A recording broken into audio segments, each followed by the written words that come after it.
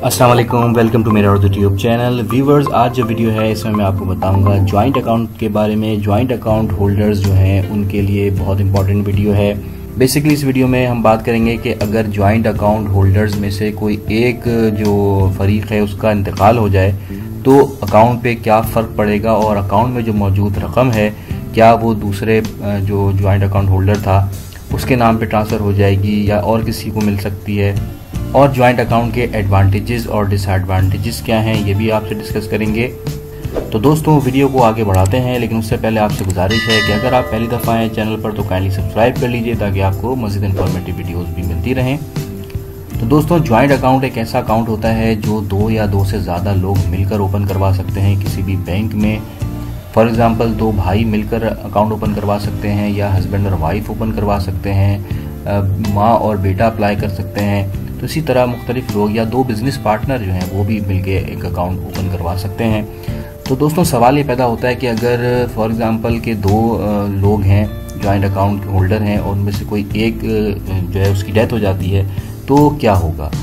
तो दोस्तों, इसके लिए मैं आपको जो पाकिस्तान का लॉ है उसके हिसाब से और जो इस्लामिक लॉ है उसके हिसाब से भी बताऊँगा कि ऐसी सूरत में क्या करना होगा। तो दोस्तों, फॉर एग्ज़ाम्पल हस्बैंड और वाइफ ने मिलकर जॉइंट अकाउंट ओपन करवाया और वाइफ की डेथ हो गई। तो दोस्तों, इन दोनों के जो वारिसीन हैं उनमें से किसी को भी जो यानी लीगल हेयर्स हैं उनको उनके राइट से महरूम नहीं किया जा सकता। पाकिस्तान का लॉ और इस्लामी लॉ दोनों में आप जायज़ वारिसीन को महरूम नहीं कर सकते विरासत से, क्योंकि जो अकाउंट है ये भी विरासत के तौर पर कंसीडर किए जाते हैं। सिर्फ जायदाद के अंदर ज़मीन या मकान नहीं होता, बल्कि बैंक भी यानी बैंक अकाउंट जो है वो भी एक जायदाद है, एक एसेट है जिसकी डिस्ट्रीब्यूशन लाजमी है लीगल हेयर्स के अंदर या कानूनी वारिसीन के अंदर। तो अब मैं आपको एक मिसाल देता हूँ कि एक हस्बैंड और वाइफ हैं जिन्होंने जॉइंट अकाउंट ओपन करवाया और वाइफ पहले शादीशुदा थी, यानी वो किसी और से पहले उसकी शादी हुई थी और फिर उसकी तलाक हो गई, तो अब उसने दूसरी शादी कर ली।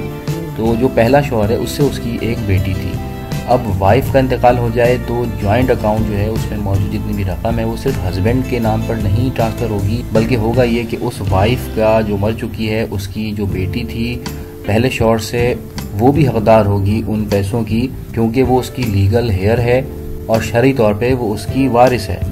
तो अगर शौहर ये चाहे कि जी मेरा तुझसे कोई ताल्लुक़ नहीं है, वो तो मेरी बेटी भी नहीं है, वो तो दूसरे हस्बैंड से औलाद थी उस औरत की, तो मैं उसको पैसे नहीं देना चाहता, तो ऐसा नहीं हो सकता। तो दोस्तों, इसी तरह एक और चीज़ आपको बताता चलूँ कि जो नॉमिनी का सिस्टम है वो भी अब ख़त्म हो चुका है। जैसे कि ये होता था कि जॉइंट अकाउंट होल्डर जो है वो किसी को नॉमिनेट कर देता था कि जी मरने के बाद उसका सारा पैसा जो है वो फला फला को मिल जाए। तो कानूनी और इस्लामी उसूलों के मुताबिक रकम लीगल हेयर्स में ही डिस्ट्रीब्यूट होगी, किसी और को नहीं होगी। दोस्तों, इसी तरह आपने आक़नामे का भी नाम सुना होगा, ये भी अब कानूनी नहीं माना जाता। लोग अक्सर गुस्से में अपने बच्चों के ख़िलाफ़ एक आक़नामा अखबारात में छपवा देते हैं कि जी हमने इन्हें अपनी जायदाद से आग कर दिया है। लेकिन दोस्तों, हमारा मज़हब और क़ानून ये वाज़े तौर पर कहता है कि बेटा या बेटी कितनी ही नाफरमान क्यों ना हो उसे विरासत से महरूम नहीं किया जा सकता, और चाहे बाप ने उन्हें आँख ही क्यों ना कर दिया हो, बाप के मरने के बाद उसके उन बच्चों को भी विरासत में हिस्सा मिलेगा। अब हम बात करते हैं जॉइंट अकाउंट के एडवांटेजेस की और डिसएडवांटेजेस की। तो दोस्तों, जॉइंट अकाउंट ओपन करवाते हुए ये याद रखें कि जॉइंट अकाउंट से सिर्फ ये फ़ायदा होता है कि एक अकाउंट पर दो लोगों का हक होता है या दो से ज़्यादा लोगों का होता है जो भी होल्डर्स हैं, और पैसे निकलवाने के लिए आसानी होती है। चेक बुक पर दोनों में से कोई भी एक अगर साइन कर दे तो चेक कैश हो जाएगा। इसी तरह अगर एक फरीक के नाम पर कोई चेक या पेमेंट आई है तो दूसरा फरीक उसे जमा और निकलवा सकता है। ख़ास तौर पर जॉइंट अकाउंट उन लोगों के लिए भी फ़ायदेमंद है कि अगर एक जो अकाउंट होल्डर है वो माइनर है और उसको विरासत में कोई रकम मिली है और वो उसको उस तरह मैनेज नहीं कर सकता, तो कोई सेंसिबल बंदा, कोई सीनियर बंदा जो है वो उसके साथ मिलकर जॉइंट अकाउंट खुलवा ले और उसकी जो अमाउंट है, उसका कैश है, उसको मॉनिटर करे, उसकी हैंडलिंग करे। एक और बहुत बड़ा फ़ायदा ये है जॉइंट अकाउंट का कि दो या दो से ज़्यादा लोग अगर मिलके जॉइंट अकाउंट ओपन करवा रहे हैं तो उनको मज़ीद इंडिविजुअल अकाउंट ओपन नहीं करवाने पड़ते, यानी हर बंदा अपने लिए अलग अलग अकाउंट नहीं खुलवाएगा, उनके पैसे बचेंगे, एक्सपेंसेस नहीं बेयर करने पड़ेंगे, और एक ही अकाउंट से दो या दो से ज़्यादा लोग जो हैं वो मुस्तफ़ीज़ हो सकेंगे, अपनी ट्रांजैक्शंस कर सकेंगे। चेकबुक का ख़र्चा भी बचेगा, हर बंदे को अलग अलग डेबिट कार्ड नहीं बनवाना पड़ेगा। अब बात करते हैं इसके डिसएडवांटेजेस के बारे में। इसमें सबसे इम्पॉर्टेंट चीज़ ये है कि प्राइवेसी जो है वो नहीं रहती, क्योंकि ये जॉइंट अकाउंट होता है तो कोई भी इन्फॉर्मेशन जो है वो छुपाई नहीं जा सकती, बैलेंस छुपाया नहीं जा सकता, दोनों जो मालूमात कर सकते हैं, चाहे वो बैंक से जाके चेक करवा लें या ऑनलाइन चेक कर लें। इसके अलावा एक नुकसान ये हो सकता है कि जब कोई ट्रांसफ़र करे फ़ंड, दोनों में से कोई एक फरीक, तो दूसरे को बाज़ दफ़ा ये होता है कि वो एतमाद में नहीं लेता और वो कोई ट्रांजेक्शन कर लेता है, तो दूसरा जो पार्टनर होता है वो बाज़ दफ़ा नुकसान में होता है, और वो अगर नहीं चाह रहा कि फ़ंड ट्रांसफ़र किया जाए, लेकिन दूसरा फरीक जो है वो थ्रू चेक या ऑनलाइन वो फ़ंड ट्रांसफ़र कर सकता है without consent of the other partner. इसके अलावा एक और नुकसान ये हो सकता है कि दोनों पार्टनर में से अगर एक जो है उसकी क्रेडिट हिस्ट्री जो है वो पुअर है, तो उसका नेगेटिव इम्पैक्ट पड़ता है दूसरे पार्टनर के ऊपर।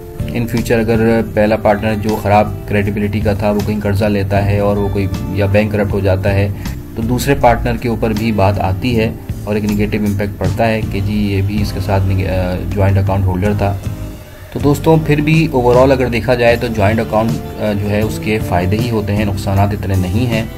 ख़ास तौर पर जो घरेलू ख़वातीन हैं जो ज़्यादा बैंक नहीं जा सकती या उनको इतनी नॉलेज नहीं होती बैंकिंग के हवाले से, तो वो जॉइंट अकाउंट अपने शौहर के साथ या अपने माँ या बाप के साथ जो है वो ओपन करवा सकती हैं और अपनी ट्रांजैक्शंस कर सकती हैं, चाहे वो फ़ीस पे करनी हो या कोई ऑनलाइन अर्निंग करनी हो या किसी भी किस्म का माली लेन देन करना हो, कहीं पे कोई पेमेंट करनी हो, तो उस हवाले से बहुत फ़ायदेमंद है जॉइंट अकाउंट। तो दोस्तों आई होप कि इन्फॉर्मेशन आपको पसंद आई होगी।